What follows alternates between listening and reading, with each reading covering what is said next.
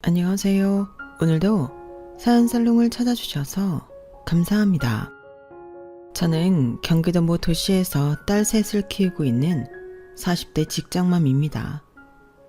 제가 이곳에 사연을 신청하게 된 이유는 매일 듣기만 하던 사연살롱에 한 번쯤 제 이야기도 들려드리고 싶어서 용기를 내봤는데요. 저는 저만 이상한 남자를 만나 불행한 줄 알았거든요.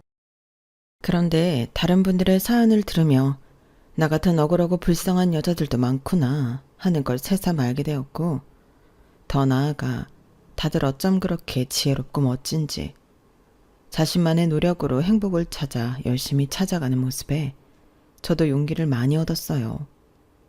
그래서 용기를 내어 지금 이렇게 사연을 쓰고 있는데요. 저도 참 이기적인 남편 때문에 속 꽤나 썩고 이혼한 여자거든요. 그리고 올해로 이혼한 지도 어느덧 6년이 되었는데요.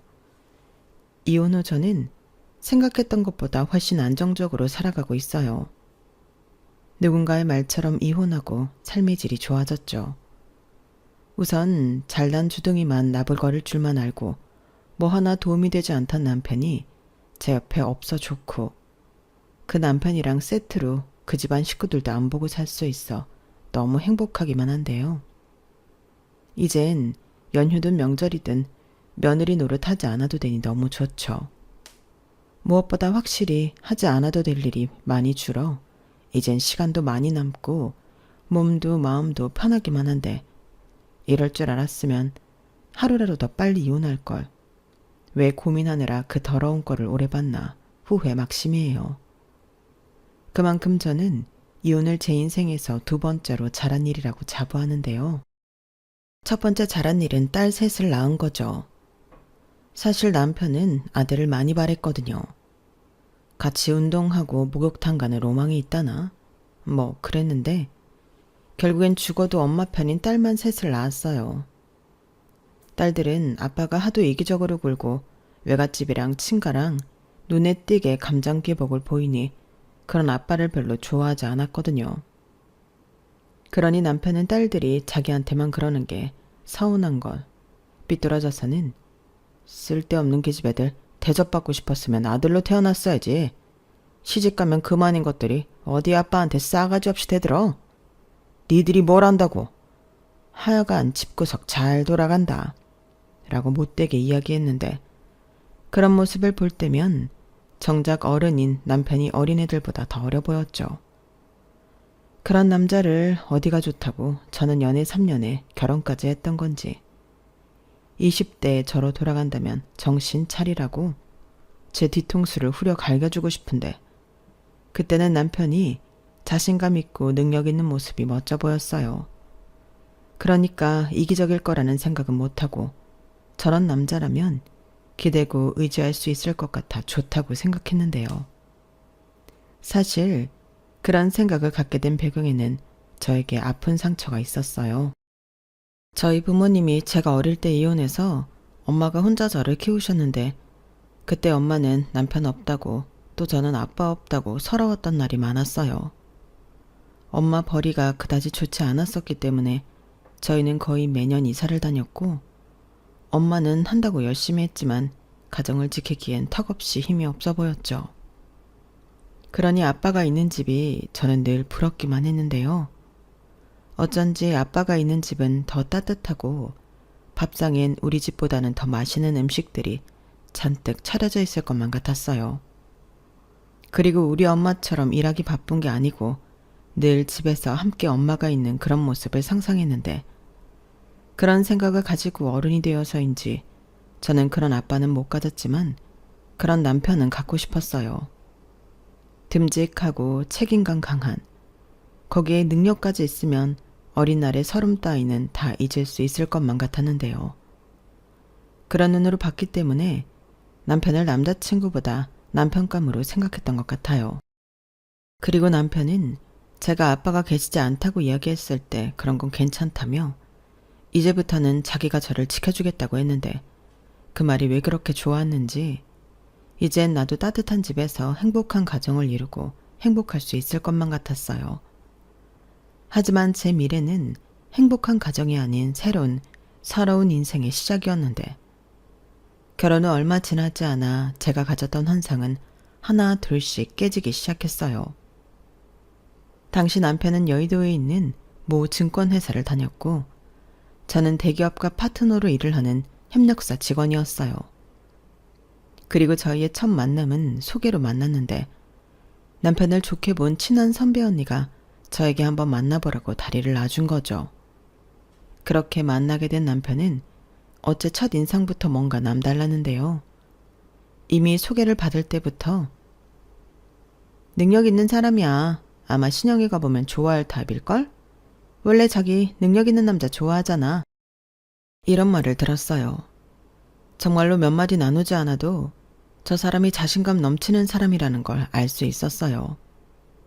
말하는 어투, 쓰는 단어, 거기에 분위기를 주도하는 여유까지 꿈에 그리던 이상형이었는데 그래서 만난 첫날부터 사랑에 빠지고 말았죠.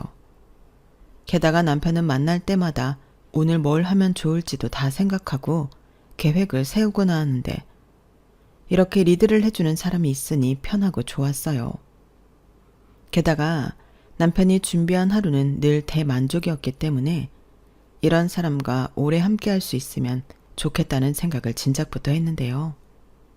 남편이 결혼 이야기를 처음 꺼낸 건 우리가 정식으로 사귄 지 1년도 되지 않았을 때였어요. 프로포즈까지는 아니었고 이렇게 잘 만나서 3년 정도 됐을 때는 결혼하자 이런 말이었는데 저는 그때부터 벌써 시집이라도 간 듯 기분이 좋았어요. 그도 그럴 게 남편은 제 이상형이었고 그때까진 크게 싸울 일도 없이 연애가 순조로웠기 때문에 결혼 생활도 그럴 거라는 멍청한 생각을 했는데 저는 괜히 다른 여자들처럼 남편에게 제 어디가 좋아서 결혼까지 생각하게 되었냐고 물어볼 필요도 없는 질문을 했더랬죠. 그랬더니 남편은 신현씨 정도면 당연히 좋지. 나는 신영씨가 요즘 보기 드물게 잘난 척하지 않고 순해서 좋아. 아, 순하다는 표현을 오해할 수 있는데 착해서 좋다고. 난 말이야, 여자가 잘났다고 남자 깎아내리고 나대는 거 딱 질색이거든. 라고 했는데요. 그때 그 말의 뜻을 제대로 알았어야 했는데 저는 그때 남편이 나대고 시끄러운 여자를 싫어한다고 단순하게 생각했어요. 하지만 결혼 후 얼마 지나지 않아 남편의 진짜 모습에 당황했던 저는 문득 연애할 때 그 인간이 했던 말이 떠올랐는데 그제야 남편이 그런 말을 한 이유를 알 수 있었어요. 남편은 자기보다 잘난 여자를 싫어한다는 소리였죠. 그걸 나댄다고 표현한 거였는데 그걸 눈치채지 못했고 심지어 그 말을 거꾸로 뒤집어 생각하면 저를 자기보다 잘나지 않아 다루기 쉬울 것 같아 좋다고 한 거였는데 제가 제 무덤을 팠던 거였어요. 그리고 억울하다면 억울한 부분이 그래도 결혼 전에는 그런 자기 마음을 들킬까 신경을 썼다면 결혼 후에는 저를 다 잡은 물고기라고 생각했는지 조심도 하지 않고 할 말과 하면 안 되는 말도 구별 못하는 막 나가는 인간이 되었는데요. 참고로 저희가 결혼할 때 남편은 연봉이 7천만 원이 넘었어요. 그에 반면 저는 5천만 원이 조금 안 됐는데 아주 큰 차이까진 아니더라도 남편은 자기가 저보다 돈을 더 번다는 자신감이 있었죠. 그리고 그 자신감은 어째 저를 깎아내리기 바빴는데요. 저를 무슨 자기 덕을 보고 편하게 사는 여자로 알더라고요. 그렇다고 제가 몸만 시집 온 것도 아니고 집이며 혼수며 결혼 준비까지 거의 반반 결혼을 했는데 남편은 자기가 저보다 더 잘났기 때문에 집에서 대접을 받길 원했어요. 그래서인지 집안일은 손 하나 까딱하지 않고 제가 해야 한다고 생각했는데요. 연애할 때 리드한다고 생각한 것이 결혼 후에는 지 마음대로 하려고 하는 독재자 심보였더라고요. 그러니까 연애할 때도 지 마음대로 하고 싶어서 모든 계획을 다 짜온 거였어요. 하지만 저는 그런 시커먼 속내까지는 모르고 이 남자가 참 배려가 깊다고 제 멋대로 후한 점수를 주고 생각했는데 저는 원래 그 타고난 기질이 다소 긍정적이었거든요. 게다가 남한테 싫은 소리도 잘 못하고 내가 좀 손해를 봐도 두루두루 결과가 좋다면 그걸로 만족하는 사람이었는데, 그래서 손 하나 까딱하지 않는 남편에게도 싫은 소리를 하지 않았죠. 그렇다고 맹세코 눈치 보여서 못한 건 아니었는데요. 그때는 제가 남편을 사랑하고 또 존중하니 힘들어서 그런가 보다 이해해주고 싶었어요. 어차피 집안일이라는 게 남편보다는 제가 더 잘할 거고, 제가 하는 것이 빠르니 뭐든 잘하는 사람이 그 일을 하면 된다고 생각했는데, 남편은 그런 제 모습에 집안일은 당연히 제가 하는 걸로 생각했죠. 하지만 저도 상황에 따라 생각이 변했는데, 그게 바로 첫 아이 임신이었어요. 첫 애가 뱃속에 있을 때부터 저를 무척이나 힘들게 했거든요. 10달을 통으로 입덧을 했고 음식을 전혀 먹지를 못했는데, 그래서 아이가 크지 않고 정상적인 수준으로 자라지 못해 유산 직전까지 가기도 했어요. 그렇다 보니 집안일은 엄두도 낼 수 없었는데, 그런 가운데도 남편은 여전히 손 하나 까딱하지 않더라고요. 그러니 그런 남편의 모습에 아무리 천성이 순한 저라도 성질이 날 수밖에 없었는데요. 제가 처음으로 버럭하고 화를 내니 남편은 다소 놀란 얼굴을 하고는, 그때 잠깐 남편은 집안일을 도와주고 저를 위해주는 척 연기를 하더라고요. 그리고 제가 첫 애를 어렵게 낳고 출산 휴가와 육아휴직을 쓰니 마치 저를 놀고 먹는 백수 취급을 했는데, 막말로 아이는 남편이 더 원해서 가진 거였어요. 저는 결혼 전부터 딱히 아이를 좋아하는 타입은 아니어서 아이는 있어도 그만 없어도 그만이었는데, 남편이 자기는 아이를 좋아하고 특히 아들을 너무 갖고 싶다며 저에게 하루빨리 애를 갖자고 졸랐어요. 그래서 남편이 원하고 시부모님도 기다리시니 아이를 갖기로 했는데요. 이렇게 고생문이 활짝 열릴 줄은 몰랐어요. 그리고 그렇게 막상 아이를 낳고 보니 아이 타령을 하던 남편은 집안일도 육아도 자기 일이 아니라는 듯 하나도 도와주지 않았는데, 저는 또다시 버럭 화를 냈어요. 아니, 애가 그렇게 울면 기저귀라도 한번 갈아줘야 하는 거 아니야? 나는 화장실도 내 마음대로 못 가는데 자기는 그렇게 가만히만 있으면 어떡해? 이렇게 짜증을 냈는데, 그때 남편이 억울하다는 듯, 그러게 애를 왜 그렇게 만들었어? 자기가 하도 안아줘서 손 탔잖아. 자기가 망쳐놓고 왜 이제 와서 나한테 짜증이야? 이렇게 말하는 게 아니겠어요. 정말 그 말을 듣고 저는 제 귀를 의심했어요. 왜냐하면 아이가 조금이라도 울면 남편은 시끄럽다고 저더러 어떻게든 해보라고 먼저 짜증을 냈었거든요. 그런데 이제 와서 손을 타게 만들었다니, 그때부턴 저도 화르륵 분노가 치솟아 남편을 잡아먹겠다고 덤볐는데, 첫째한테는 미안한 말이지만 남편이 애기 타령을 하지 않았다면 저는 하지 않아도 될 고생이라고 생각했어요. 그래서 그 부분은 꼭 따져 묻고 남편에게 책임을 돌리고 싶은 마음이었는데, 이후에 남편이 한 말은 더 놀랄 노자였어요. 그래서 뭐 이제 와서 나더러 어쩌라고. 그냥 이렇게 된 거 계속 자기가 안아주면 되잖아. 나한테 이래라 저래라 하지 말고 자기가 혼자 알아서 해. 이렇게 말했죠. 그래놓고 어이없어서 말도 못하는 저한테 자기는 아들이 갖고 싶었지 딸을 원하지 않아 더욱 도와줄 수 없다고 하더군요. 그때 처음으로 제가 결혼을 잘못했다는 걸 깨달았어요. 하지만 아이까지 태어난 마당에 곧바로 이혼을 생각하긴 어려웠는데, 제가 이혼 가정에서 자라고 엄마가 혼자 고생하는 모습을 보고 자라 더 이혼은 엄두가 나지 않았어요. 더욱이 부끄러운 말이지만 어쨌든 남편이 능력이 있는 사람이니 저런 인간이라도 옆에 둬야 저는 아니더라도 애한테 아낌없는 지원을 할 수 있을 거라 생각했는데, 그것도 제 생각이 짧았던 거였어요.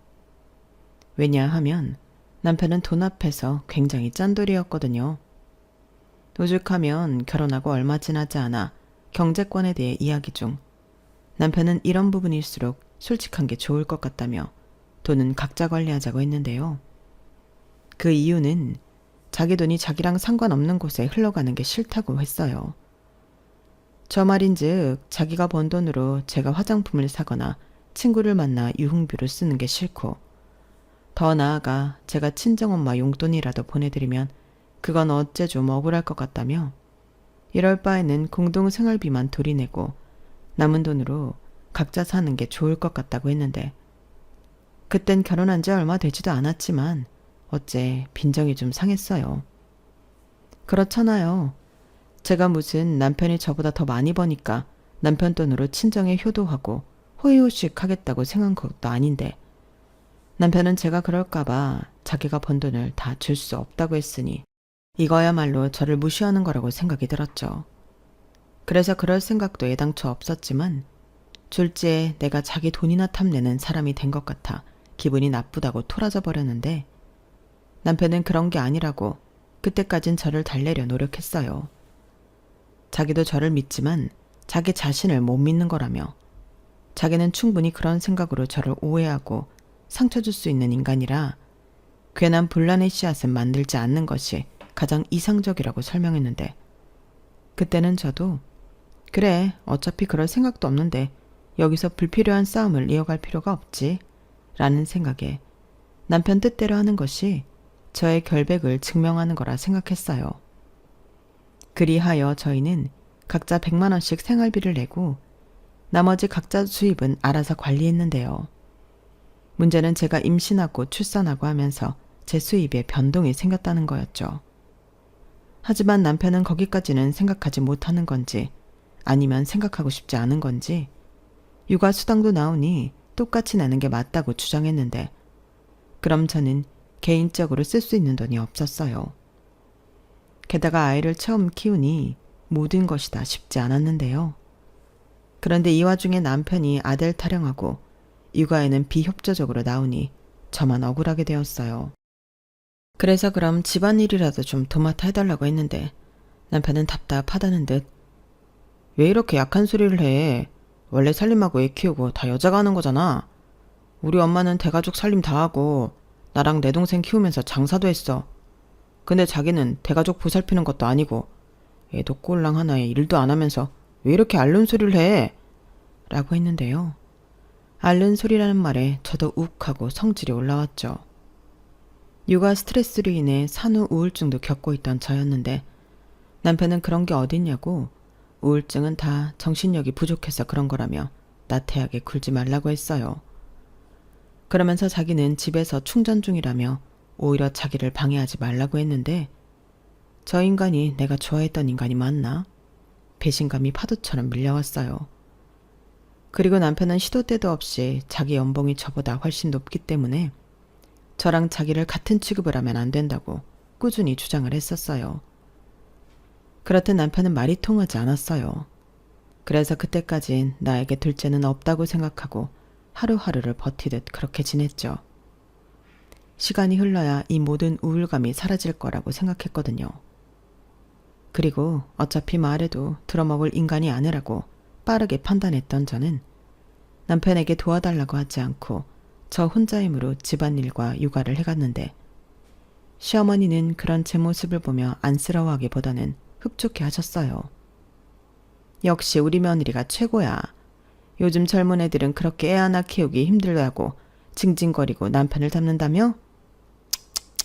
내가 그 얘기 들었을 때 솔직히 속으로 걱정 많이 했다. 우리 며느리도 그러면 어쩌나 했는데 우리 아들이 역시 여자 보는 눈이 있네. 그냥 그런 건 여자 일이다 생각하고 네가 하는 게 속 편한 거다. 내 말 무슨 뜻인지 알지? 라고 하시면서 당신 아들 잡지 말라는 소리를 돌려 하셨는데요. 시어머니 눈에는 제가 혼자 고군분투하며 고생하는 모습은 눈에 들어오지 않았나 보더라고요. 하긴 저런 엄마 밑에서 자랐으니 남편이 요즘 젊은 사람 같지 않고 남성 우월주의 같은 구닥다리 사고를 가지고 있는 걸 텐데 사실 그게 더 부끄러운 거라는 건 그 집안 식구들 중 아무도 모르는 것 같았어요. 그저 남자는 능력만 있으면 장땡이라고 생각하는 거죠. 저도 남편이 저보다 능력 있는 건 인정하지만 그걸로 모든 걸 다 퉁치려 하는 건 아니잖아요. 더욱이 많이 번다고 한들 저한테 가져다 주는 것도 아니었으니 제가 남편이 돈을 잘 번다고 좋을 것도 없었는데 시부모님은 남편에게 꽤 많은 돈을 용돈으로 받고 있는 건지 늘 자기 아들만 집에 오면 떠받들기 바쁘시더군요. 어머 우리 아들 왔니? 이거 봐라. 엄마가 전에 사고 싶다고 했는데 네가 사라고 돈 보내줬잖아. 엄마가 이거 사면서 친구들한테 얼마나 자랑했는지 알아? 다들 부럽다고 난리도 아니었어.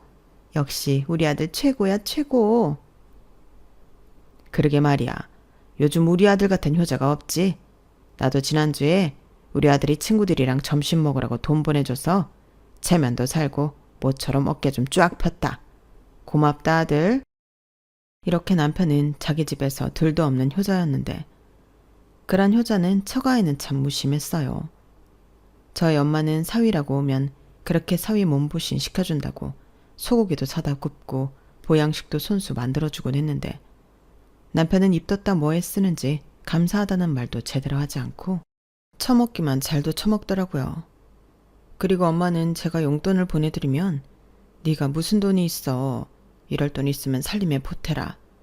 엄마 돈을 네 통장에 보냈으니까 그런 줄 알아. 라고 하며 돈도 안 받으셨는데 엄마 이거 엄마 용돈 하래. 내가 보내는 거 아니고 사위가 보내는 거야. 라고 보내드리면 고맙다. 김서방한테 꼭 엄마가 많이 고마워한다고 전해줘. 이렇게 말하며 기쁘게 받으셨는데 뭔가 억울했죠. 하지만 엄마 마음이 그렇다는데 거기에 대고 따지는 것도 힘 빠지고 저는 계속 그렇게 남편이 주는 용돈이라고 하며 엄마에게 많은 돈은 아니지만 얼마씩 보내주곤 했는데요. 문제는 이 역시도 제가 육아휴직을 하면서 돈이 없어 못 보내드렸다는 거였어요. 그 사이에도 시부모님은 남편이 주는 용돈을 받으셨는데 괜히 짜증이 나더라고요.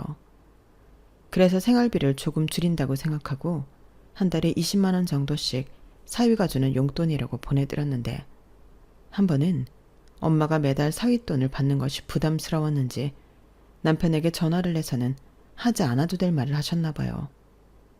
그 때문에 완전 범죄를 꿈꿨던 저의 바람은 산산조각이 났고 마치 남의 돈을 빼돌리기라도 한 도둑 취급을 받았죠. 지금까지 그럼 내가 생활비로 쓰라고 준 돈을 장모님 용돈 보내드린 거야? 아니 어떻게 그럴 수가 있어. 나는 생활비 쓰라고 준 돈이잖아. 왜 이렇게 열을 내? 그래서 뭐 내가 생활비 구멍 냈어? 나 자기 안 굶겼고 공과금 밀린 것도 없어. 그럼 나머지 돈은 내가 알아서 쓸 수 있는 거 아니야? 아니지. 그 돈은 엄연히 우리 공동생활금인데. 자기 진짜 너무한다. 자기야 결혼하고 애 태어나고 달라진 게 없지만 나는 아니야. 지금 육아휴직 기간이라 돈도 다 안 들어온다고. 그런데 거기에 똑같이 생활비 내고 내가 무슨 돈이 있어? 자기는 나랑 상의도 하지 않고 자기 부모님한테 기분 내잖아. 그야 나는 그만큼 버니까 그렇지. 억울하면 자기도 그렇게 벌어. 내가 화를 내는 이유는 내 돈이 나도 모르게 그렇게 몇 달 동안 흘러갔다는 거야. 우리 엄마한테 주는 용돈이 그렇게 아까워? 그럼 나도 집안일이랑 육아하는 거 돈으로 받을래. 나한테 월급 줘. 내 노동력은 뭐 공짜인 줄 알아? 말이 되는 소리를 해라. 우린 부부고 가족이야. 가족끼리 무슨 월급을 줘. 몇 번을 말해도 내 말은 같아. 장모님한테 용돈 보내드리고 싶으면 자기가 그만큼 더 여유 있게 벌어. 그리고 지금 내가 주는 생활비가 아무리 생각해도 많은 것 같은데 다음 달부터는 지금 내던 거에서 반만 낼게. 따지고 보면 나는 집에 있는 시간도 적고 밥도 저녁 한 끼만 집에 와서 먹잖아. 그마저도 일주일에 2번 정도는 꼬박꼬박 회식해서 집에 와서는 잠만 자고. 그러니까 나는 그 정도만 내도 될 것 같아. 여기가 무슨 하숙집이냐? 내가 쓴 만큼만 내게? 자기 진짜 이럴 거야? 저는 그때 이 빌어먹을 결혼 생활을 정리하는 게 맞았어요. 하지만 머릿속으로 맴도는 이혼을 현실로 옮기는 데는 적지 않은 용기가 필요했고 저는 그 용기를 내기가 두려웠는데 그 와중에 딸은 참 저에게 많은 것을 주는 존재였어요.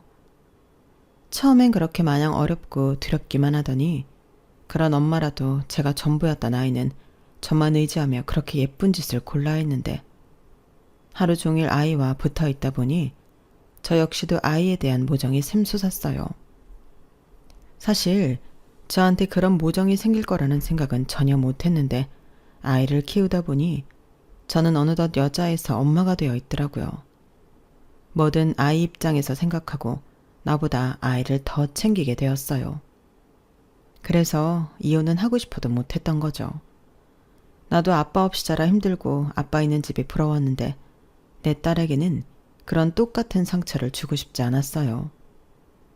그리고 아이를 낳아 키우다 보니 친정 엄마에 대한 마음도 예전과는 확연하게 달라지더군요. 우리 엄마도 이런 마음으로 나를 키웠겠구나 하는 생각에 엄마가 된 후 친정엄마를 떠올리며 많이 울기도 했죠. 그래서 지금이라도 잘해드려야겠다 생각하며 전화도 자주 드리고 시간이 맞으면 친정에 가서 시간을 보내기도 했는데 엄마는 딸이 결혼해서 남편이랑 아이 낳아 사는 모습이 마냥 좋다고 하셨어요. 당신은 이혼해서 실패했지만 딸은 능력 있는 남편한테 사랑 많이 받고 온전한 가정에서 아이와 함께 행복하길 가슴 깊이 바라고 계셨는데 그 마음을 몰랐으면 좋았을걸. 그 마음을 알고 나니 남편이 미워도 이혼은 점점 멀게만 느껴졌어요. 그리고 어느 정도 포기를 하니 이게 좋다고 해야 하나 제 마음도 어느 정도는 편해졌는데 그즈음 남편은 또다시 아들 타령을 하며 저에게 덤벼들었어요. 딸이 있으니 둘째는 아들이면 너무 좋지 않겠냐고 아들은 낳아주기만 하면 자기가 다 키울 거라는 듯 별 기대도 되지 않는 말을 했었는데 남편이 원래 원하는 목적이 있으면 최선을 다하는 인간이거든요. 저를 꼬시려고 부단히 노력을 하더라고요. 딸과도 그때는 곧잘 놀아주고 셋이 놀이동산이다 동물원이다 나들이도 많이 다녔는데 꾸준한 남편의 노력이 싫지 않았어요. 그리고 정말로 아들을 낳으면 지금 이 생활을 계속 이어갈 수 있지 않을까? 바보 같은 생각을 하기도 했는데 그렇게 제 인생에는 없다 생각한 둘째를 가졌죠. 하지만 둘째도 남편의 기대와는 달리 딸이었는데 남편과 제가 하도 아들을 바랬던 게 이유인 건지 둘째는 성별만 여자일 뿐 사내 아이처럼 기질이 남달랐어요. 만약 정말로 아들이었다면 아무리 그런 산만하고 시끄러운 모습도 남자아이라 그렇다고 넘어갈 수도 있었을 텐데 둘째는 시댁에 갈 때마다 기집애가 왜 저러냐고 구박을 받기 일쑤였고 저도 제 자식이 구박받는 게 싫으니 시댁에 가고 싶지 않았어요. 그리고 남편은 둘째도 딸이라는 것에 실망했는지 첫째보다도 더 도와주지 않았는데요. 그러다 셋째는 어이없게 생겼죠. 남편이 술 먹고 들어와 그날 생긴 게 셋째였거든요. 그리고 혹시나 하며 기대했는데 셋째까지도 딸이라는 사실에 남편은 낳지 말자는 무서운 소리까지 하더군요. 지금 제정신이야? 아무리 뱃속에 있어도 우리 아이잖아. 왜 말을 그렇게 해? 아직은 세포에 불과하지. 누가 들으면 내가 살인이라도 하자고 한 줄 알겠다. 그 소리가 살인이랑 뭐가 달라? 나는 못해. 그럼 아들도 아닌데 딸을 셋이나 낳아서 키우자고? 너 애 셋 키울 능력 있어? 지금도 힘들다고 징징거리잖아. 막말로 둘째 낳고 복직한 지도 얼마 되지도 않았는데 셋째 낳고 출산휴가 쓰면 너는 눈치도 안 보여? 나라도 너 같은 사원 싫겠다. 저는 남편의 말에 상처를 받았어요. 사실 임신했다고 회사에 알렸을 때 정말로 저를 바라보는 사람들의 눈치가 남편 말처럼 같았거든요.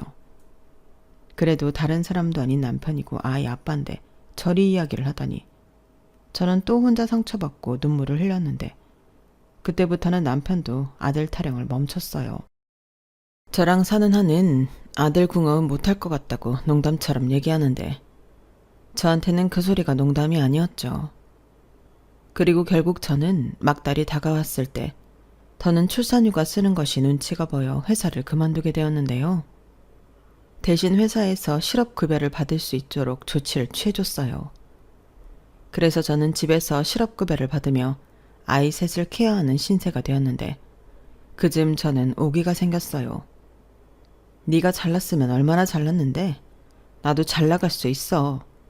이런 생각에 저는 이를 악물고 두 번째 취업 준비에 들어갔어요. 잘난 척 오지게 하는 남편한테 본때를 제대로 보여주고 싶었거든요. 그래서 어떤 거라면 좋을까 고민하다 공인중개사가 일만 잘하면 고수입을 올릴 수 있다는 말에 무작정 공인중개사에 도전하기로 했는데 와, 이건 제 입장에서는 사법고시와 맞먹는 수준의 것이었어요. 하지만 그렇다고 여기서 포기하고 싶진 않았는데 그 사람의 무기가 자기가 능력이 좋고 돈을 많이 버는 거니까 저 역시도 그런 사람이 되어야 한다고 마음을 굳혔어요. 아니, 오히려 더 대단한 사람이 되어 그 사람의 자존심을 뭉개주고 싶었는데요. 새 아이를 키우며 공부까지 하는 삶은 녹록지 않았답니다. 일단 절대적으로 시간도 부족했고 체력이 없으니 집중력도 떨어졌는데, 그래서 당연한 말이지만 첫 번째 시험은 말도 안 되는 점수를 받고 떨어졌어요. 뭐 예상은 했던 일이긴 하지만 실제로 제 눈으로 확인하니 이걸 내가 해서 되긴 하는 건가? 자신감이 바닥을 쳤는데요. 남편도 제 점수를 확인하고는 피식하고 기분 나쁘게 웃더라고요. 그러니 기분은 말할 것도 없이 약이 바짝 올랐는데, 남편은 괜한 시간 낭비하지 말고 저더러 아줌마들 하는 파트타임 아르바이트나 하라고 비아냥거리더군요. 생활비만 벌면 되는 거 아니냐 아주 쉽게 말하더라고요. 하지만 제가 생활비나 벌자고 이 짓을 하겠어요. 그래서 저는 멘붕에 잠긴 것도 잠깐 다시 의지를 불태우며 포기할 수 없었고, 남들이 하기 힘들고 어려운 일을 해내야 그 가치가 더 빛난다는 생각을 하며 더 열심히 매달렸어요. 안 되면 될 때까지 하면 된다는 무대뽀 정신으로 공부도 참 무식하게 했는데, 공부라는 게 시간이 지나면서 탄력이 붙는 건지 머리가 빨리 돌기 시작하는 건지 요령도 생기고 처음보다는 점점 효율이 좋아지더라고요. 그리하여 저는 계속 시험에 도전하고 불합격의 쓴맛을 보며 정말로 될 때까지 부딪혔는데, 그렇게 낙방만 한 지도 어언 3년이 되어가니 이제 슬슬 제 문제를 알 것 같았어요.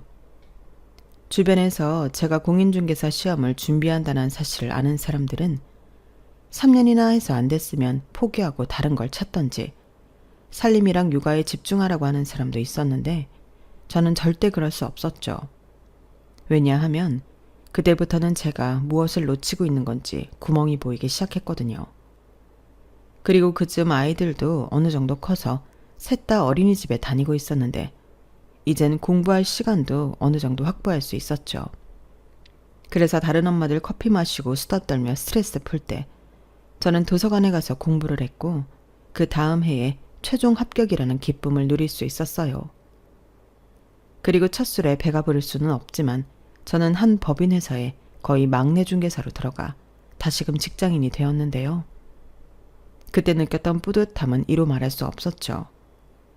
그리고 그렇게 돈을 벌기 시작하니 통장에 찍히는 월급이 너무 소중했고, 하는 일이 부동산 관련 일이다 보니 분석하고 공부하는 것도 재미있었는데, 저절로 부동산 관련 재테크 공부도 할 수 있었어요. 실제로 같은 일을 하면서 경매까지 공부해 부를 늘리는 팀장님도 계셨는데, 이게 알면 알수록 제 삶이랑 연관이 있으니 너무 재밌는 거 있죠. 그리고 저는 어렵게 제 힘으로 다시 얻은 기회였기 때문에 고객님들을 제 가족이라고 생각하고 정말 열심히 일했어요. 결국 저는 가운데서 다리 역할을 하는 사람이었기 때문에 양쪽 입장을 잘 헤아려 서로가 기분 좋은 거래를 할 수 있도록 도와드렸죠. 어쩔 때는 집에서도 거의 밤을 샐 정도로 고객님의 조건에 맞는 매매 물건을 찾느라 고생한 적도 있었는데, 그때 제가 찾아서 연결해드린 매물을 보고 고객님은 눈물을 흘리기도 하셨답니다. 자신의 지금으로는 택도 없을 것 같아 포기했고, 주변에서도 안 된다고 말을 들어 괜한 부탁을 했나? 후회를 많이 하시기도 했다는데, 이렇게 자기 조건에 맞는 보석 같은 곳을 찾아줘서 고맙다고 두고두고 감사의 뜻을 작게나마 보내시는 고객님도 계셨죠. 그렇다 보니 이 일이 저에겐 천직처럼 너무 재미있었는데, 그러다 저희 엄마가 계실 만한 깨끗한 집을 찾아드리고 싶은 마음이 생겼어요. 저희 엄마가 살고 계신 집이 30년 가까이 되는 1세대 작은 평수 빌라였거든요. 그리고 시댁은 오래된 건 매한가지였지만 엘리베이터 없는 5층짜리 단지형 아파트였는데, 대놓고 하신 적은 없지만 당신은 아파트 사는데 저희 엄마는 좁은 오래된 빌라에 사신다고 무시할 때도 있으셔서 그 생각이 났어요. 그래서 대출을 좀 받고 그 대출을 내가 용돈 삼아 드리면 작은 평수 저층 아파트 정도는 갈 수 있지 않을까. 눈에 불을 켜고 찾기 시작했고, 그때 경매로 여러 물건을 낙찰받은 경험이 있는 팀장님이 당신이 예전에 낙찰받아 괜찮은 가격에 판 집이 있다며 한 아파트 단지를 추천해 주셨어요. 게다가 동네는 오래됐지만 주변에 시장도 있고 버스 정류장도 많아 교통편이 좋았는데요. 거기에 버스 타고 세정거장만 가면 지하철역도 있고 큰 병원도 있어 저희 엄마가 생활하시기에 더할 나위 없이 괜찮아 보였어요. 그래서 한 번은 엄마를 만나 그냥 보기만 하자고 하고 그 아파트 단지를 가서 매매로 나온 몇 군데를 둘러봤는데 저희 엄마 말로는 아우 엄마 지금 사는 데가 편해. 무슨 엄마가 아파트에 사니? 이런 좋은 곳은 엄마랑 안 어울려. 이런 데는 그 뭐냐 관리도 비싸잖아. 엄마는 지금 3만 원 내는데 이런 데는 몇십만 원 하는 거 아니야? 라고 하셨지만 얼굴 표정은 엄마의 말과는 정반대였는데요. 그래서 저는 결심했어요. 엄마 몰래 그 집을 사기로요. 일단 여러 서류나 대출 문제 때문에 제 명의로 1층에 한 매물을 계약했고 4달 뒤 엄마에게 환갑 선물이라며 집 부동산 등기 권리증을 드렸는데 옆에서 저희 엄마도 엄마지만 남편 얼굴이 장난이 아니었어요. 제가 부동산 중개 사무실에 다니면서 열심히 일하는 모습을 보며 종종 비꼬듯이 더 뭐 나댄다. 그거에서 얼마나 번다고? 이딴 말이나 했었는데 제가 다른 것도 아니고 집을 엄마에게 선물을 하니 많이 놀란 모양이더라고요. 그래서 저는 살짝 기분은 좋았지만 민망해하며 큰 건 아니고 엄마 전에 봤던 작은 평수 1층이라 관리비도 싸고 지금 사는 집보다는 리모델링도 다 되어 있고 넓어서 편할 거야 라고 했는데 저희 엄마는 제 눈치가 아닌 남편 눈치를 보는 듯 했어요. 그 모습을 보는데 또 어찌나 속이 상하던지 엄마 이거 이 사람이 해주는 거 아니고 내가 해드리는 거야. 왜 이 사람 눈치를 봐? 아니 그래도 신영아 그럴 돈 있으면 니들이나 더 크고 좋은 집 가지. 우리 집은 우리가 알아서 해. 능력 있는 사이가 때 되면 이사 가자고 하겠지. 안 그래 여보? 설마 돈도 각자 관리하는데 내가 우리 엄마 집 하나 해드렸다고 빈정상한 거 아니지? 나는 일하기 전에 자기 월급 생활비 말고는 구경한 적도 없잖아. 그 사이 시부모님은 해외여행도 한번 다녀오셨고 전에 시어머니 생신에는 명품 가방도 하나 사드렸지? 근데 왜 갑자기 그런 얘기를 꺼내? 장모님도 해드릴 거야. 아유 우리 김서방 마음이 예쁘기도 하지.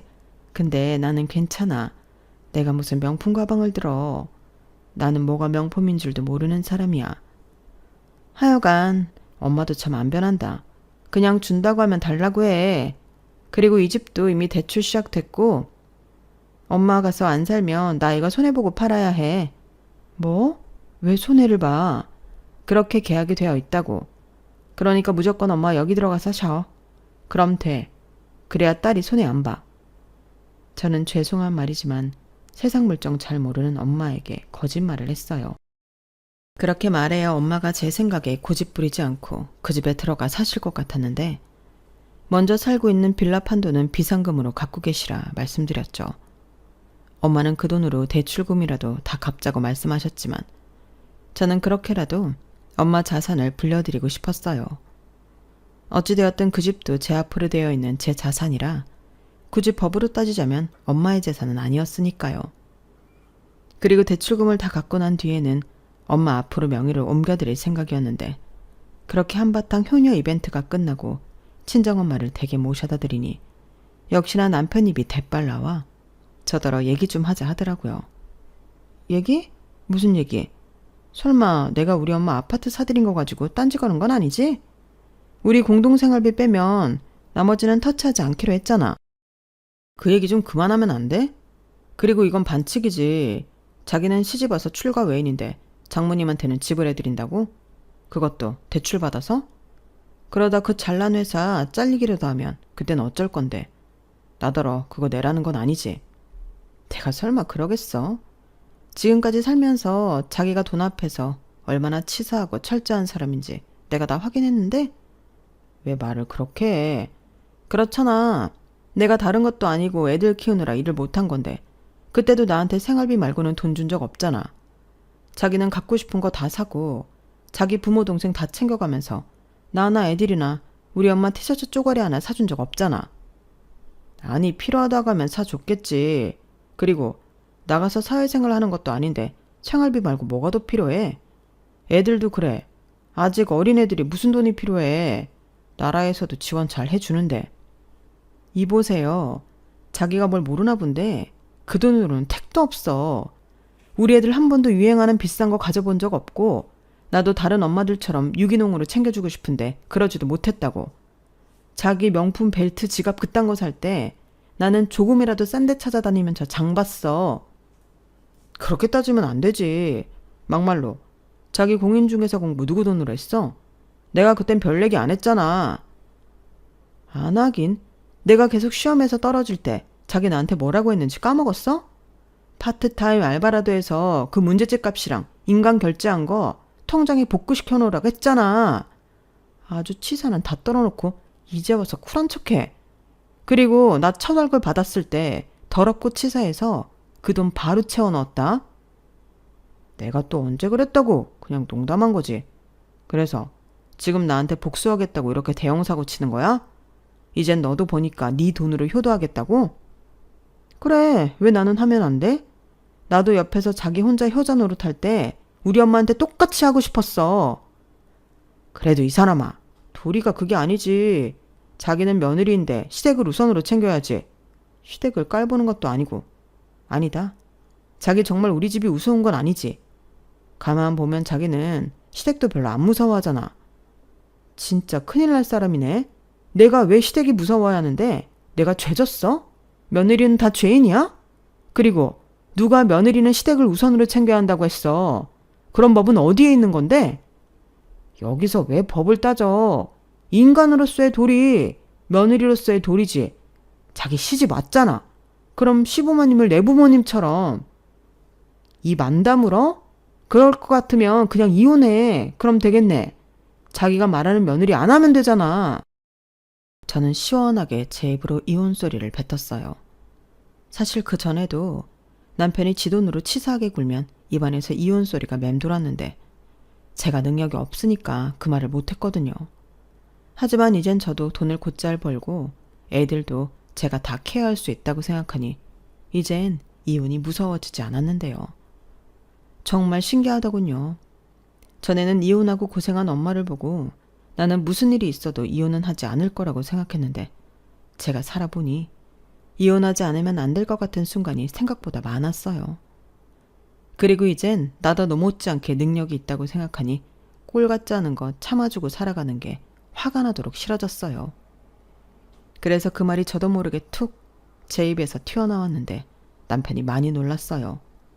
지금 이혼하자고 했어? 야, 너 진짜 속 보인다. 이제 돈 좀 보니까 나랑 우리 집이 우습냐? 누가 그렇대? 방금 당신이 한 말이 우습지. 며느리 둘이? 그럼 며느리는 내 부모는 뒷전이고 시부모가 먼저야? 지금 내가 우리 엄마 아파트 사줬다고 이러는 거잖아. 그럼 자기도 자기 돈으로 사드려. 그럼 될 일을 왜 나한테 그래? 전에 나한테도 당신이 그랬어. 나도 벌라고. 그 뜻은 너도 벌어서 네 엄마 챙기라는 뜻 아니었나? 그야 내 말은 왜 사람이 훈직에 한 입으로 두 말해. 그때는 내가 못 버니까 그렇게 말해놓고 이제는 내가 벌어서 진짜로 내 부부만 챙기니까 배가 아파? 야, 왜? 네가 그러면 내가 겁먹을 줄 아냐? 뭐? 네? 이게 돈 못 푼 벌더니 겁대가리를 상실했구나. 그래, 해. 이혼하자고 하면 내가 뭐 아쉬울 줄 아냐? 대신 너 닮은 기집애들은 네가 책임져. 나한테 양육 배달라고 하지 말고. 진짜 치사하다. 어쩜 끝까지 그래? 나는 법으로 할 거야. 애를 나 혼자 낳았어? 왜 나만 책임을 져? 그냥 정부 공평하게 다 법으로 해. 내가 공부해보니까 법이 참 공평하더라. 이게 공인중개사 하다니 지금 무슨 판검사라도 되는 줄 아네? 야, 너 계속 그렇게 까불 거지? 왜? 치기라도 하게? 어디 그럴 용기가 있으면 해봐. 나는 뭐 당하기만 할 줄 알아? 폭력 쓰는 순간 누가 더 유리해지는지 생각해. 저는 살짝 유치해지긴 했지만 남편이 세게 나오니 저도 세게 나갔어요. 그리고 다음날 정말로 이혼 소송이라도 알아봐야 하나? 그냥 일종의 부부싸움 정도로 넘겨야 하나 고민이 많았는데 남편의 반응을 좀 지켜보려고 했죠. 그러자 아니나 다를까 다음날 저녁부터 골이 나서 쳐다도 보지 않을 것 같았던 남편은 이유를 모르겠지만 웬일로 꼬랑지를 내리고 마치 아무 일도 없다는 듯 저를 대하고 심지어 농담까지 하며 웃기까지 했는데 저야말로 이 인간이 뭘 잘못 먹었나? 하고 쳐다봤죠. 그런데 우리 오랜만에 밖에 나가서 외식하고 데이트 좀 할까? 우리 그동안 바쁘다고 데이트도 못하고 살았잖아. 라고 안 하던 짓을 했고 저는 내일 모레면 이혼할지도 모르는 사람이랑 그런 거 하기 싫다고 단박에 거절했어요. 보통 같으면 제가 이렇게 쏘아 붙이기라도 하면 버럭 화를 내고도 남을 남편이었는데 그날은 화를 꾹꾹 참더라고요. 그때 알았죠. 저 인간이 저랑 헤어지면 아쉬운 구석이 있다는 걸요. 그래서 일단 그게 뭔지 궁금하니 계속 틱틱거리며 틈을 주지 않았는데요. 결국 급하긴 했는지 지 입으로 불기 시작했어요. 저기 있잖아. 혹시 돈 좀 있나? 한 1,000만 원 정도면 되는데. 내가 이런 말 좀 민망한데 사기를 당해서 이자를 물어줘야 할 때가 있어. 그냥 달라는 건 아니고 내가 보너스 받으면 갚을게. 이렇게 말하는데 저도 모르게 코웃음이 나왔어요. 보너스가 1,000만 원이야? 나는 그런 돈 구경도 못했는데. 자기 진짜 그동안 돈 많았구나? 그게 아니고 이번에만. 그전에는 당연히 안 그랬지. 그래? 사실 나도 자기가 무슨 돈이 있어서 어머니 명품 가방 사드리고 해외여행 보내드리는 건지 궁금했거든. 근데 또 물어보면 자기랑 싸울 것 같아서 못 물어봤는데. 다 이유가 있었구나? 아니라고. 나도 힘들게 한 거야. 그리고 자기는 못 믿겠지만 장모님한테도 똑같이 해드리라고 했어. 아, 그래? 그건 몰랐네. 근데 이젠 그런 거 안 해도 돼. 이유는 말 안 해도 알지? 자기야, 정말 이럴 거야? 자기가 나랑 헤어져서 산다고? 내가 못할 게 없잖아. 막말로 자기가 신혼초 말고 나한테 해준 게 뭐가 있어? 사실 막상 이혼하려고 알아보니까 꼴랑 생활비 그거 주고 나만 부려먹었잖아. 내 인건비는. 그렇다고 자기가 나한테 엄청 다정하게 한 것도 아니고 이게 다 이혼 사유가 되더라고. 게다가 우리는 애가 셋이잖아. 남편은 제가 하는 말에 약간 겁을 집어먹은 듯 결혼하고 처음으로 주눅이 드는 모습을 보였어요. 사실 그건 정말로 알아본 게 아니고 제가 생각하는 걸 마치 알아본 듯 이야기한 것 뿐이었는데 남편은 정말로 제가 알아보기라도 한 것처럼 놀라더라고요. 그러면서 정이 조금이라도 있었다면 그런 남편 모습에 마음이 좋지 않았을 텐데 의외로 저는 그런 마음도 들지 않더라고요. 그래서 그날 저녁 남편과 싸워서가 아니라 이젠 내 감정에 귀 기울여 힘들더라도 이혼을 하는 옳은 방향이라고 생각이 들었어요. 그래서 이제 막 이사를 마친 친정엄마에게 찾아가 제 속이야기를 하며 이혼할 생각이라고 말씀드렸는데요. 그러자 저희 엄마 표정이 좋지 않았어요. 그래서 저는 감정으로 호소했죠. 엄마는 딸이 이혼 무서워서 그런 취급받고 힘들게 살았으면 좋겠어? 그야 당연히 아니지. 근데 지금은 우리 딸도 능력이 있고 그렇게 안 살잖아. 그럼 이제라도 서로 맞춰가면서 살면 되지 않아? 엄마, 나는 사람 고쳐 사는 거 아닌 것 같아. 연애할 때야 저렇게 독재적인 사람인 줄 모르고 결혼까지 했지만 앞으로 어떤 일이 벌어질지 내 눈에 다 보여. 특히 아들 타령하면서 딸을 셋이나 낳았는데 우리 딸들한테 상처 안 준다고 보장할 수 있나? 나는 우리 애들이 상처 안 받고 구김 없이 자랐으면 좋겠어.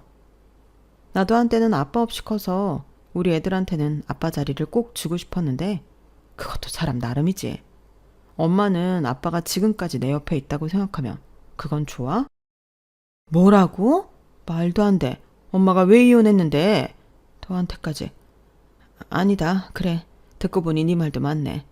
근데 정말 김서방이 그런 인간이야? 네 아빠까지 갖다 붙일 만큼 인간 말종이냐고. 그건 아니고 아빠는 노름도 하고 알코올 중독에 폭력까지 썼잖아. 근데 이 인간은 그냥 여자를 개무시해. 나도 무시하고 애들도 무시하고. 근데 엄마, 누가 그러더라? 어릴 때 아빠한테 그렇게 무시당하고 남자가 먼저라고 세뇌를 받고 자라면 커서도 자기는 그런 존재라고 자기를 하찮게 여긴대. 나는 우리 애들이 그렇게 산다고 생각하면 너무 가슴이 아파. 오히려 이혼해도 엄마처럼 씩씩하게 잘 살 수 있다고 그렇게 키우고 싶어. 내가 엄마 보고 그렇게 컸잖아. 신영아, 정말 그렇게 생각해? 엄마는 너한테 해준 게 너무 없는데. 아니, 엄마는 끝까지 내 옆에 있어줬잖아. 나는 그래서 늘 든든했어. 지금도 그래. 내가 돌아갈 곳이 있으니까 이렇게 용감하잖아. 만약 엄마가 없으면 내가 이혼할 엄두를 어떻게 내? 부당한 취급을 받고 부모 취급, 식모 취급 받아도 바보처럼 참고 살겠지. 친정엄마는 제 말을 듣고 그건 안 된다고 눈물까지 보이셨어요. 그리고 네가 그렇게 원하면 뜻대로 하라고 당신도 도와주겠다고 하셨는데 이러려고 사들인 집이 아니었지만 저는 애들과 함께 엄마 집으로 들어가게 되었어요. 거기에 덩달아 빠르면 빠를수록 좋으니 아는 분의 소개로 이혼 소송을 맡아줄 변호사님도 만났다고. 변호사님은 저에게 어떻게 그렇게 살았냐며 이젠 아무 걱정하지 말라고 하셨는데 저더러 재산 분할과 위자료까지도 받아낼 수 있다고 호언장담하셨어요. 그리고 서류를 부지런히 준비해 제가 아이들 데리고 친정으로 돌아간 날 이혼소장이 남편 회사로 송달이 되었는데요. 남편이 불이 나게 저한테 연락을 하더군요. 이게 뭐야? 이혼소장? 제정신이야? 내가 돈 좀 해달라고 했다고 이런다는 게 말이 돼? 당신 생각엔 내가 꼴랑 지금 이 일 때문에 이혼하는 것 같아? 나 정말 많이 참았어. 그래서 이젠 안 참아도 되니까 안 참으려고 하는 거야. 뭐라는 거야? 너 그렇게 나대고 까불 줄 알았으면 너 그 공부한다고 했을 때 내가 못하게 말렸어. 알아? 그러게 말리지 그랬어. 근데 네가 말려도 나는 했어. 네가 오죽 더럽고 치사하게 굴었냐? 이젠 좀 고맙기까지 해. 네 덕에 내가 이 악물고 여기까지 왔으니까. 그리고 이젠 무시당하지 않고 내가 하고 싶은 거 다 하고 살 거야. 그러니까 나한테 어줍잖은 도리 따지지 말고 이혼하자고. 아니면 변호사 선임해. 제대로 재판해보자. 우리 변호사가 그러더라. 나는 진짜 걸릴 게 하나도 없다고. 나 그 정도로 너한테 당하고 살았대. 저는 아무 말도 못하는 남편의 전화를 계속 받아주고 싶지 않아 전화를 끊었어요. 그리고 문자로 이젠 할 얘기가 있으면 내 변호사한테 하라고 변호사님 연락처를 보내주고 남편 번호를 차단했는데요. 그렇게 한 일주일 정말 편하고 좋았어요. 집에 가면 엄마가 있고 애들이 있으니 그 좁은 아파트도 궁전 같더라고요. 엄마가 차려준 맛있는 음식에 애들이 알아서 지들끼리 재롱을 떠는데 정말 모처럼 아무 걱정 없이 환하게 웃었어요. 그리고 시어머니에게서 연락이 왔는데 시어머니는 처음엔 저를 잘 구슬려 보려고 하시더라고요. 그땐 기도 차지 않았어요.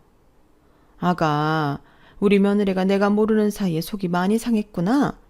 나도 우리 아들한테 얘기 듣고 미안해서 죽는 줄 알았다. 어찌 내가 몰랐을까. 엄마가 미안해. 너도 그런 서운한 점이 있으면 말을 하지. 내가 그렇게 어려운 사람인가? 내가 우리 아들도 혼구멍을 냈어. 아니 지철을 그렇게 서운하게 만들면 그게 남편이야? 그러니까 이번에는 엄마 얼굴 보고 한 번만 넘어가자. 이혼이라니 말도 안 되지. 어머니 죄송해요. 저는 이미 마음을 굳혔어요. 그리고 어머니도 그러셨잖아요. 그냥 그런 건 여자일이다 생각하고 제가 하는 게 속 편한 거라고요.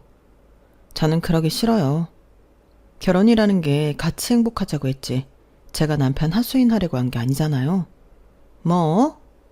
저는 집안일도 그렇고 돈도 그렇고 애들한테 하는 것까지 남편이랑 반반.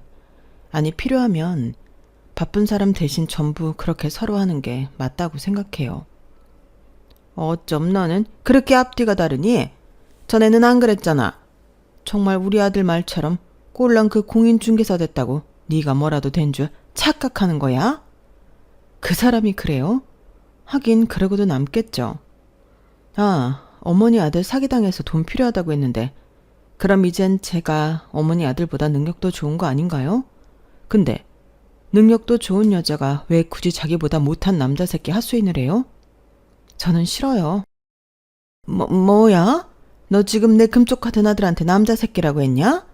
이게 어디서 배워먹은 가정교육이야? 이래서 애비 없이 자란 거 집에 함부로 들이면 안 되는 건데. 네, 그러니 이젠 제 발로 나간다고요. 그러니까 붙잡지 마세요. 저 이미 마음 굳혔으니까. 저는 시어머니 전화를 끊고 한참을 웃음이 나오는 걸 참기가 어려웠어요. 정말 속이 너무 시원하더라고요. 이래서 최고의 복수는 성공이라고 하는 건지 아직 제 인생이 성공이라고 표현하기에는 갈 길이 먼데 저는 이미 원하는 걸 다 이룬 것만 같았어요. 그리고 결국 소송은 진행이 되었고 남편은 전화가 안 되니 저에게 찾아와 처음에는 잘못했다고 마음만 돌려달라고 애원을 하더니 씨알도 안 먹히자 이젠 양육비가 너무 과하다고 깎아달라고 했어요. 그러면 순수하게 이혼하겠다고 저에게 딜을 해왔는데 어이가 없었죠. 애가 셋인데 깎을 양육비가 어디 있나요? 참고로 저는 양육비를 한 명당 100만 원씩 300만 원을 요구했는데 남편은 말도 안 되는 금액이라고 주장했어요. 그게 왜 말이 안 돼? 자기 잘 벌잖아. 근데 애 한 명당 100만 원이 적어? 아니, 많다고. 그게 말이라고 하는 소리야? 그냥 달에 100만 원 해. 그게 최선이야. 그리고 내가 정말 이 말까지는 안 하려고 했는데 나도 요즘 힘들어. 언제 잘릴지 모른다고. 내가 이렇게 얘기하는 건 내가 지금 가능한 약속을 하고 지키라고 그러는 거야. 지랄 그만해. 안 지키면 어쩔 건데? 나 그거 다 받을 수 있어, 법으로. 너는 지금 이 판국에도 법하고 싶냐? 내가 지금 믿을 게 법 말고 뭐가 있어? 그리고 자기 지금 사는 그 집도 나랑 나눠야 할 거야. 나도 가정에 기여한 게 있으니까. 뭐? 말도 안 되는 소리를. 야, 그 집은 내가 벌어서 나 혼자 대출금 내면서 유지한 집이야. 왜 열을 내? 재판 때 얘기해. 만약 법이 그건 안 된다고 하면 난 그런가 보다 말 거니까. 남편은 제 말에 참 열받아서 자기 화를 주체하지 못했어요. 하지만 차마 저한테 폭력을 쓸 수는 없으니 엄한 벽을 치느라 자기 주먹만 아작이 났는데 정말 돈이 없긴 했는지 병원비가 없어서 시어머니가 카드를 줬다고 하더군요. 그걸 재판 때 동정심을 유발하고 싶었던 건지 지 입으로 술술 풀었는데 저는 눈 하나 깜짝하지 않았어요. 그 주먹의 벽이 아니었다면 제가 맞았을 수도 있으니까요. 그리고 시간이 걸리긴 했지만 호언장담했던 변호사님 말처럼 저는 6대 4로 재산 분할을 받을 수 있었고 남편에게 1,000만 원이라는 위자료까지 받아낼 수 있었는데 양육비는 그대로 월 300만 원 받는 걸로 판결이 났죠. 하지만 첫 달부터 이 인간은 양육비를 주지 않았는데요. 그 사이에 회사에서 잘려서 수입이 없어 줄 수가 없다고 하더라고요. 그래서 그건 또 남편 통장에 압류를 걸어 받아냈는데 남편은 저 같은 여자 처음 봤다고 혀를 내둘렀고 이럴 거면 자기가 애 셋을 키울 테니 저더러 300만 원씩 양육비를 달라고 했는데요. 애들이 기겁하면서 싫다고 했어요. 당연하죠. 아빠라고 지가 한 게 버럭버럭 화내는 것 말고는 없었는데 애들이 왜 아빠랑 살겠다고 하겠어요. 그러니 이 인간은 또 저런 것들도 자식이라고 양육비를 줘야 하는 게 맞는 거냐며 억울해 죽으려고 했는데 그 모습을 보니 나 정말 이혼하길 잘했구나 이런 생각만 드는 거 있죠. 역시 사람은 밑바닥을 쳤을 때 진짜 모습을 본다고 참 씁쓸했어요. 하지만 한편으로는 이젠 실망할 모습도 보지 않아 잘됐다는 생각밖에 들지 않았는데 이젠 어떤 미련도 갖지 않으려 합니다. 저희 엄마는 아직 제 나이가 많은 나이는 아니라며 혼자가 된 딸을 걱정했는데 저는 이제 애들도 있고 남자라면 별 관심이 없어요. 괜히 생각과 다르게 마음고생하면서 지내고 싶지 않거든요. 그리고 무엇보다 혼자 있는 게 편한 걸 알아버려 누굴 곁에 둘 마음이 없는데 그냥 우리 애들이랑 재미나게 사는 게 제 남은 인생의 이유이고 목적이에요. 애를 좋아하는 사람은 아니었지만 제 애라 그런지 첫째부터 셋째까지 전부 다 예쁘거든요. 생긴 것도 예쁘고 하는 짓도 예쁘고 또 셋이라 자기들끼리 우애도 너무 좋은데 저랑 할머니 고생한다고 자기들끼리 분담해서 집안일도 곧잘 합니다. 셋째는 어려서 하는 것보다 망치는 일이 더 많은데 그런 막내도 꼭 챙겨서 셋이 똘똘 뭉쳐 하더라고요. 그런 모습을 보니 저나 저희 엄마는 그저 귀엽고 사랑스럽기만 한데 이제부터 제 역할은 저 예쁜 모습을 지켜주는 것 같아요. 거기에 고생 많이 하고 산 저희 엄마의 남은 인생도 제가 조금이나마 보상해주고 싶은 바람이 있는데 그 안에서 지치지 않고 저도 저 좋아하는 것 하나는 하면서 지혜롭게 또 멋지게 살아가 보려고요. 누군가는 어떻게 그렇게 사냐고 걱정해주는 고마운 일도 있는데 거짓말이 아니고 저는 지금 무엇이든 할 수 있을 것만 같아 걱정이 없습니다.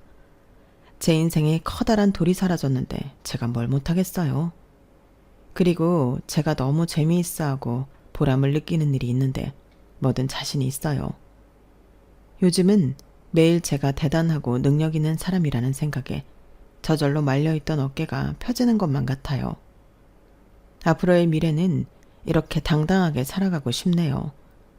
그리고 더 나아가 사랑하는 제 가족과 함께 제가 쭉 힘내서 잘 살아갈 수 있도록 여러분들이 따뜻한 격려와 응원을 보내주신다면 더할 나위 없이 큰 힘이 될 것만 같은데 부디 부탁드립니다. 그럼 지금까지 제 사연 함께 해주셔서 대단히 감사드리고요.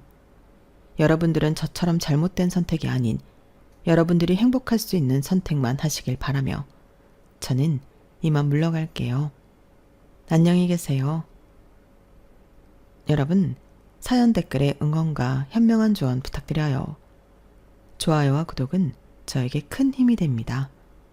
오늘도 좋은 일 가득하세요.